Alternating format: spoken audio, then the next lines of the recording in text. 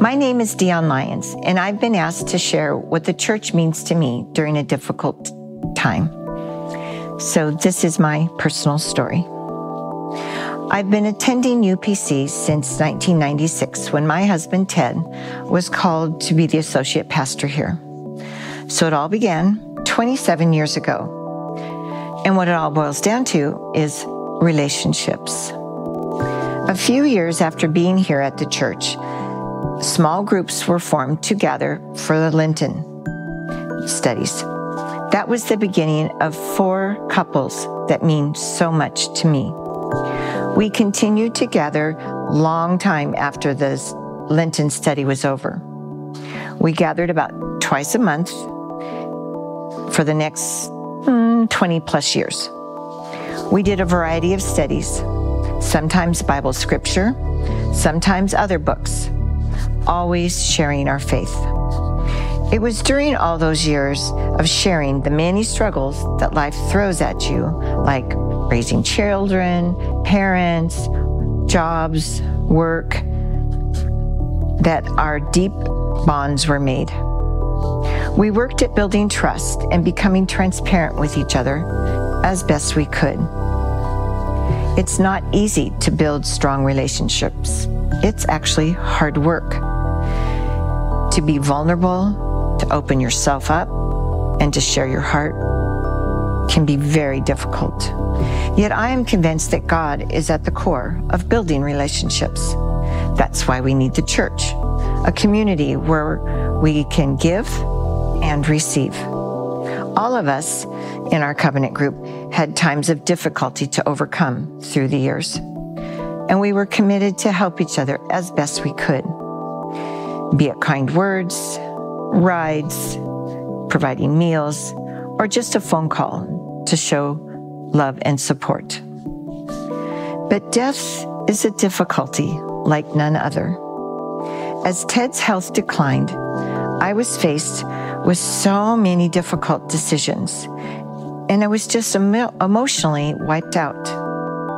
I cannot even imagine going through this time by myself without my church. This small group that was formed so many years before was my lifeline, the closest friends that supported me. I truly, very truly could not have survived this season without that support and the friends who showed up to hold my hand through these dark days. About a week, actually a little less than that, before Ted died, it was time for our group to meet. Clearly, Ted nor I was up for any kind of study. I told the group to go ahead and meet without us, but the group wanted to just come and gather around us, beside and sit by his bedside and just spend time together. I am so glad they did. I squeezed a collection of chairs around his bed, but it didn't take long for Ted to absolutely insist that I get him up, put him in the wheelchair, bring him out to the living room where he could sit like everybody else, just like old times. It was at the close of that gathering that one couple was left, and Ted called one of them over and he whispered, "The good stuff is in the garage on the top shelf." I was perplexed at what he was talking about, and then I figured it out. We all had a good laugh, and I went to the freezer where the Haagen-Dazs was and got each of us an ice cream. Mind you, Ted wasn't eating at this time, and he only kind of nibbled a bite. I kept taking a bite of his to keep it from melting as I was eating my own, and he kept shooing me away. Didn't like that I was sharing it with him. And it is to this day a very cherished memory. I still keep the good stuff on the top shelf in the freezer in the garage. And it wasn't just these members of my small group who offered me support. Many other friends here at church also reached out to show me love and care. Another dear friend came and sat with Ted while I had a very early 7:30 in the morning mammogram appointment. Ted at that time could not be left alone, and I hated to cancel that appointment because they're so hard to get. I was in a very difficult predicament. But along came a friend at 7 o'clock in the morning to come and sit by his bedside.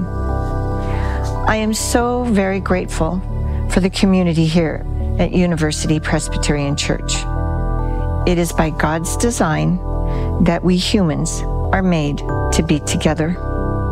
We can flourish and survive challenges when we have relationships with other people. But it really requires work. You have to take the time to maintain a relationship, to mend them, to forgive one another. That's what it means to be a church. Praise be to God.